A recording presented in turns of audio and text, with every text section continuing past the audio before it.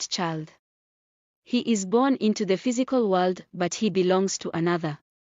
In the Yoruba tradition, children like him are called abikas, spirit children who are born, die young, and return again and again, refusing to remain in the world of the living. But Azaro is different. He chooses to stay. He chooses life. This choice sets everything in motion. Azaro remembers the world he came from. A place full of light, joy, and timeless beauty. The world of the unborn. In that realm, he was loved and surrounded by fellow spirits who danced, laughed, and knew no pain. But something called him, a voice filled with sorrow, with longing.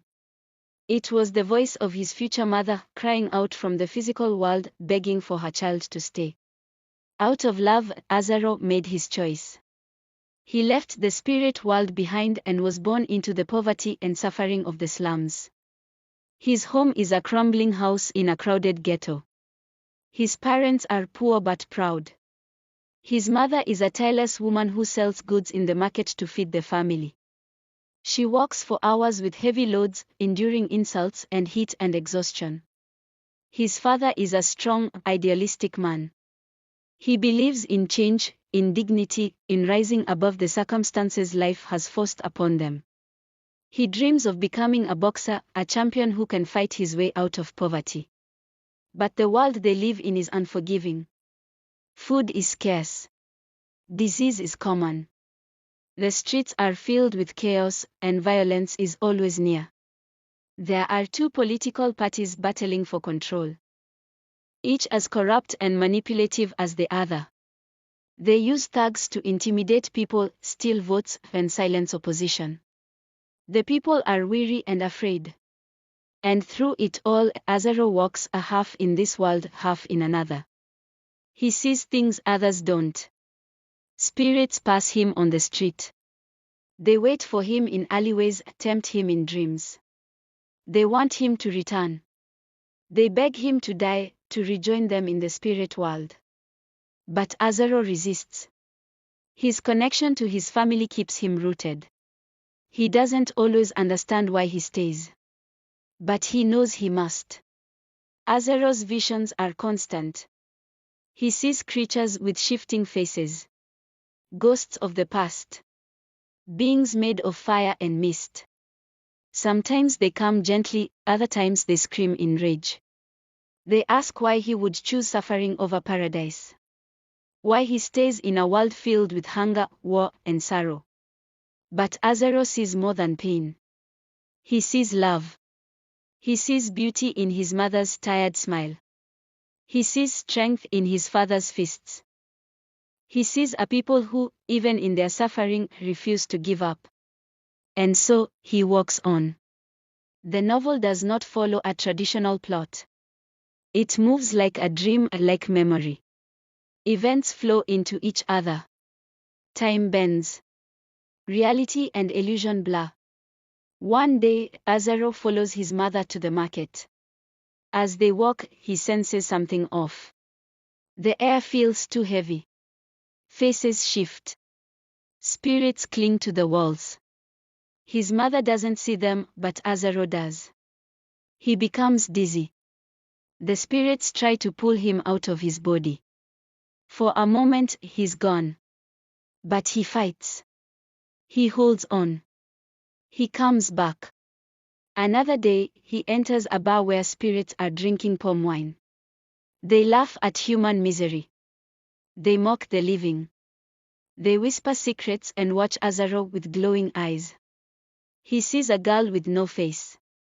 A man made of mirrors. A child who speaks backwards.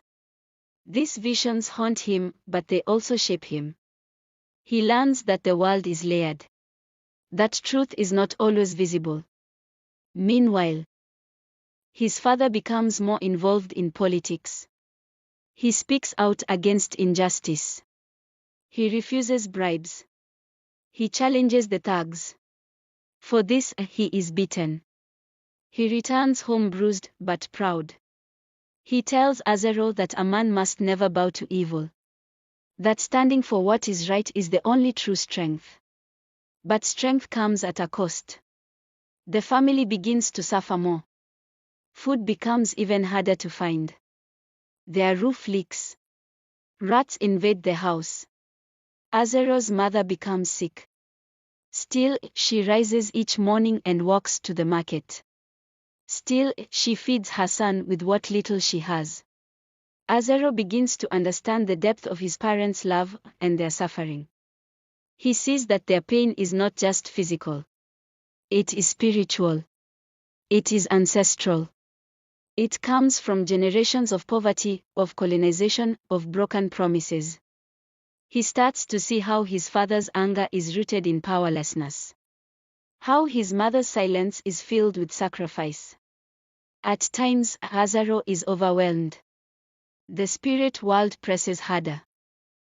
He dreams of his former companions, of rivers flowing with light, of voices calling his name. He sees his own death in dreams. He sees himself returning to the spirit world, floating in peace. And still, he stays. There are moments of hope. His father wins boxing matches. For a time, the neighborhood believes in him. They chant his name. They say he might become something. But politics ruins everything. The opposing party sees him as a threat. They sabotage his matches. Spread lies. Cut his chances down. Violence increases. The neighborhood burns. There are riots. Police raid homes. Innocent people are dragged into the street. Children disappear. Azaro sees it all, both through his human eyes and his spiritual vision. He sees spirits dancing on rooftops while men bleed below. He sees gods weeping in the sky. He sees ancestors turning away in shame. And yet, through it all, the family endures. His mother continues to walk. His father continues to fight. Azaro continues to dream. In one powerful scene, Azaro is captured by political thugs. They try to use him to break his father's spirit. He is beaten, threatened. He sees spirits in the room cheering the violence. He realizes that evil feeds on fear. That injustice lives where people refuse to see it. He escapes. Barely.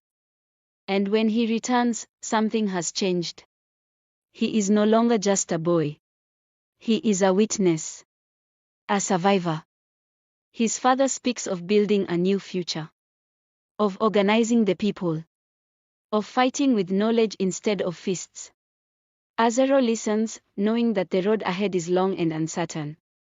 The title, The Famished Road, refers to the journey all souls take. A road that is always hungry, hungry for meaning, for sacrifice, for truth. It is a road of life. A road of death. A road of hope. Azaro walks that road. He is neither fully here nor fully there. But he walks it with courage. With wonder. And with love. The novel ends, not with resolution, but with continuation. Azaro is still alive. Still dreaming. Still walking. The road is still famished. But there is light. Because even in a world of poverty and pain, there is beauty. There is magic.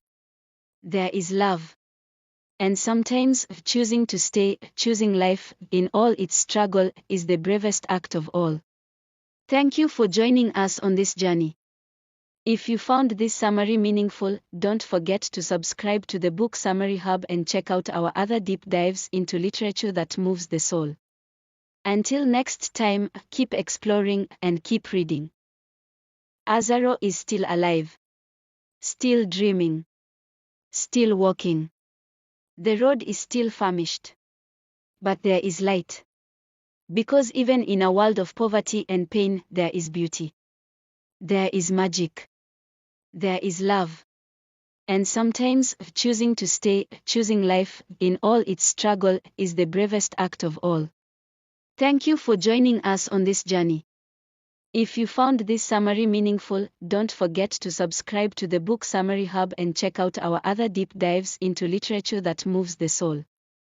Until next time, keep exploring and keep reading.